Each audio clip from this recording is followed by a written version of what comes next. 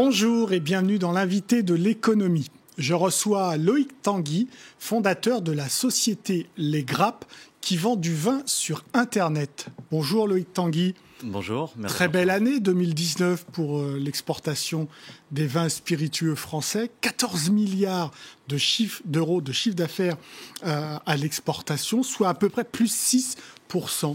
Vous êtes content ? On est content. Clairement, la filière viticole est un des plus gros marchés à l'export français. C'est la deuxième filière viticole pour l'export. Voilà, aujourd'hui, il y a beaucoup de menaces, en tout cas, qui viennent challenger cet export. Et il y a des. Mais au moins, c'est un bon signe. Vous êtes derrière l'aéronautique, mais devant le luxe et devant la cosmétique.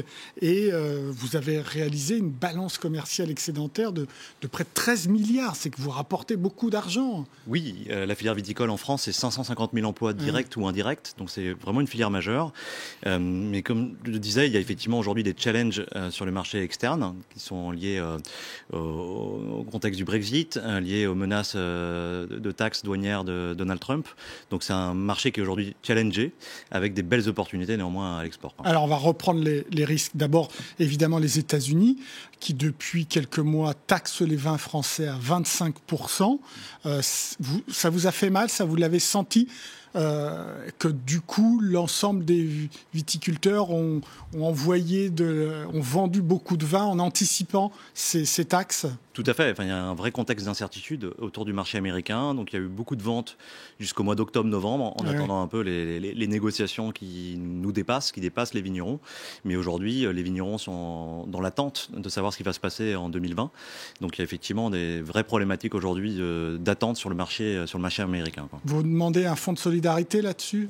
Je pense que sans aller aujourd'hui à un fonds de solidarité, on demande à ce que les vignerons ne soient pas pris en otage d'une négociation qui les dépasse. Oui, puisque c'est dans le cadre de l'affaire Airbus, évidemment, qui a été condamnée par l'OMC, d'où les sanctions américaines. Tout à fait, donc ça dépasse largement les enjeux des vignerons, sachant, et on trouve ça clairement injuste, que le cognac et le champagne ont été épargnés de ces... Pour l'instant. Pour l'instant, tout à fait. Pour l'instant. Deuxième marché important, c'est le Royaume-Uni. Manque de bol, il quitte l'Union européenne.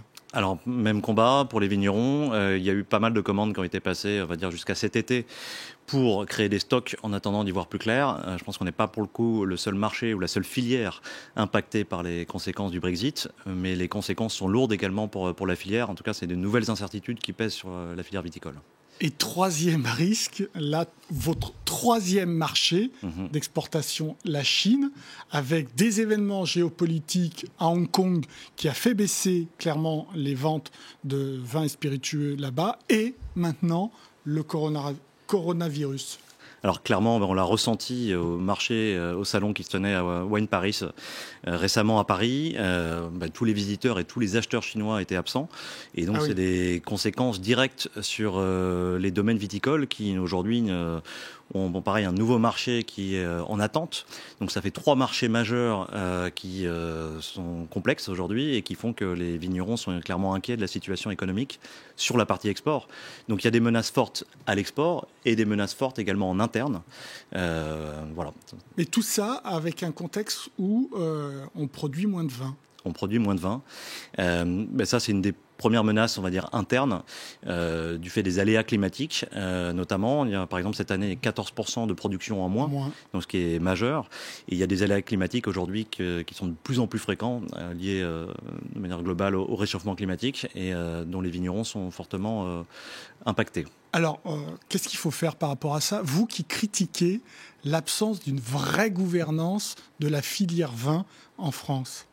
Alors effectivement, je veux pas... Vous la trouvez éparpillée en fait tous ces acteurs. Oui, quelqu'un a dit l'État ne peut pas tout, c'est certain. Oui. Mais aujourd'hui, je regrette, avec d'autres acteurs de la WineTech, une association qu'on a récemment justement fondée pour porter la voix des acteurs digitaux de la filière. Il n'y a aujourd'hui pas de structure qui porte la voix de l'innovation au sein de la filière. Il y a souvent des querelles de clochers entre les régions, les appellations, donc ce qui fait qu'il n'y a pas vraiment une filière nationale qui porte le message de la filière viticole en tant que telle. Et ça, c'est vraiment un regret qu'on peut émettre pour la filière viticole. Alors qu'on le répète, vous êtes le deuxième poste d'exportation de la France. Et en face, vous ne trouvez pas un État qui vous organise, qui vous aide et qui vous appuie. Mais tout à fait. Je reprends un exemple. Il n'y a pas d'assises de la filière viticole. Il y a des assises qui sont tenues de l'œnotourisme, qui est quelque chose de spécifique, mais il n'y a pas des assises générales de la filière viticole. Il n'y a pas de fonds dédié, BPI, qui est un super instrument de soutien à l'innovation aujourd'hui. Public d'investissement. La Banque publique d'investissement, qui a créé des fonds pour le ferroviaire, pour le luxe, pour le cosmétique, pour l'automobile. Et rien pour vous. Ben non, c'est dommage. C'est dommage parce qu'il y a des super boîtes et des super initiatives à soutenir et à valoriser. Ouais. Pourquoi vous pensez que la tech, c'est une solution? Moi, je le vois au sein de la société qu'on a créée, donc qui est Les Grappes. Clairement, le digital et l'innovation représentent différents bénéfices potentiels. Un, il y a des gains de productivité qui peuvent être apportés par des outils, par des robots. Il y a des gains sur une meilleure gestion du risque. On le voit avec des outils météorologiques qui permettent de mieux anticiper les aléas météo. Et le troisième aspect, c'est qu'effectivement, il y a une meilleure de potentiel développement commercial. Ça, c'est les plateformes que je représente aujourd'hui avec Les Grappes, et effectivement, qui permettent aux vignerons de trouver des nouveaux débouchés commerciaux. Parce que c'est quand même un produit de la terre, c'est censé être un produit très naturel qui se fait par lui-même, on est d'accord. Donc on se dit, qu'est-ce que la tech vient faire, qu'est-ce que le digital vient faire après tout dans ce secteur? Mais c'est ça la force du digital et de l'innovation, c'est de laisser évidemment tout le travail de l'homme qui est clé, qui est la racine même de ce métier que nous soutenons et nous valorisons. En revanche, on pense qu'on peut apporter des éléments de gains de productivité qui peuvent limiter les conséquences et les risques qu'on a évoqués tout à l'heure. Vous regardez l'ensemble du monde sur cette problématique des wine tech, donc du vin, des technologies dans le vin. Est-ce qu'on est en retard, nous? Est-ce que vous voyez des expériences plus fortes à l'étranger? Hélas, le constat qu'on fait aujourd'hui, c'est qu'il y a que 2 gros acteurs qui pèsent dans l'innovation dans le vin dans le monde. Qui ne sont pas français. Qui ne sont pas français, j'ai pas forcément envie de les citer, mais voilà, il y a 2 sociétés qui ont levé 40 et 50 millions de dollars.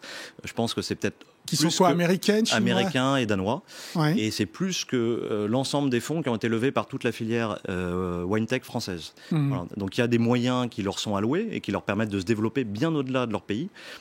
Donc vous voulez dire que le produit brut, il est ici en gros en France, mais que c'est à l'extérieur qu'ils vont développer l'innovation sur laquelle va reposer la richesse des terroirs français. Bien sûr, et l'enjeu de l'innovation aujourd'hui, on voit de la data avec ce concurrent danois qui s'est développé à travers le monde. C'est aujourd'hui, dans 5 ans, c'est un acteur qui pèsera énormément, parce qu'il aura énormément de connaissances sur l'ensemble des goûts, de l'ensemble des utilisateurs et amateurs de vin dans le monde. Et ça, c'est un pari, en tout cas un virage qui n'a pas été pris par la filière. On risque d'être dépassé. Sur ce point-là, c'est certain. Après, il y a d'autres innovations à mettre en place. Il y a d'autres acteurs français à accompagner. On ne doit pas être mauvais dans les drones, par exemple, non? Dans les drones, il y a des super boîtes. Je pense à Chouette Vision, qui s'est développé, qui est un drone qui permet d'aller observer la santé des parcelles. Voilà, donc il y a des super produits en France. C'est un manque de volonté ou c'est un manque d'argent? Il y a de l'argent ou pas? Est-ce que les investisseurs français ont envie d'aller sur ce marché-là? Je pense qu'on voit aujourd'hui avec les levées de fonds qu'il y a dans les startups, il y a beaucoup d'argent pour accompagner l'innovation. En revanche, je pense que les acteurs industriels du vin, ou les acteurs traditionnels du vin, sont traditionnels et aujourd'hui n'ont pas pris... sont très conservateurs sur cette question. C'est ça que vous voulez dire. Conservateurs et n'ont pas pris, je pense, la mesure des enjeux du digital. Et effectivement, je pense qu'ils le paieront cher dans quelques années. Sur tout ce qui est vente, est-ce que là, il y a aussi du retard de la part des Français? Est-ce que d'autres pays sont en avance? Parce que c'est votre rayon, après tout, la vente.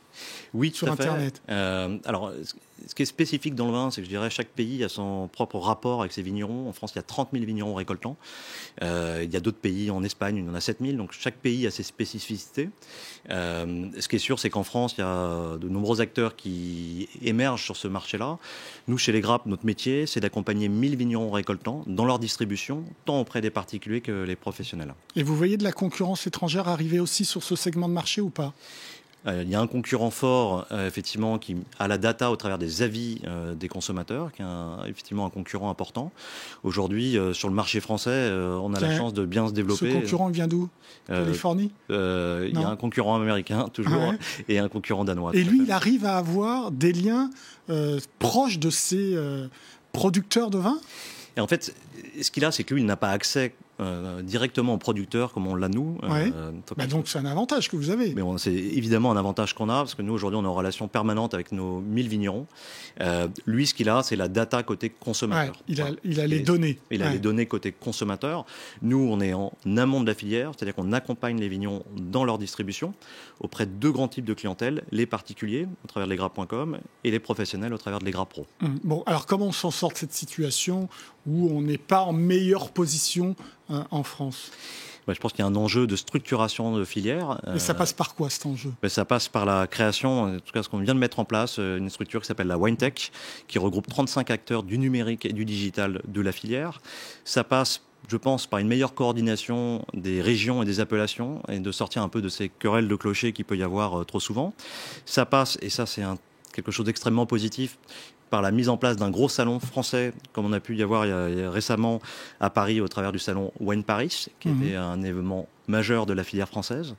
Voilà, déjà, si on arrivait. Vous avez les acteurs du champagne avec vous ou pas ? Les acteurs du champagne, non. C'est là que vous les trouvez conservés.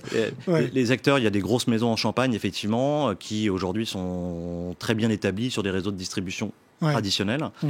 Non, je les trouve pas. Mais ça les intéresse pas, le digital dans leur secteur ? Je pense qu'il y a certaines maisons qui ont aujourd'hui des situations de rente. En tout cas, ils sont très bien établis et ils n'ont pas forcément besoin de challenger leur modèle. Merci beaucoup Loïc Tanguy pour vos réponses. L'invité de l'économie, c'est terminé. Évidemment, vous pouvez retrouver cette émission sur france24.com. Au revoir. Austérité, déflation, flexi-sécurité. Les termes économiques vous effraient ? Vous n'y comprenez rien. Décomplexez-vous en regardant le gros mot de l'écho. Un moyen simple et ludique pour comprendre l'économie avec Myriam Mascarello. Le gros mot de l'écho, présenté par Myriam Mascarello. À voir sur France 24 et france24.com. Voir et écouter le temps qu'il fait avec Écoutez Voir. Optique et audition mutualiste.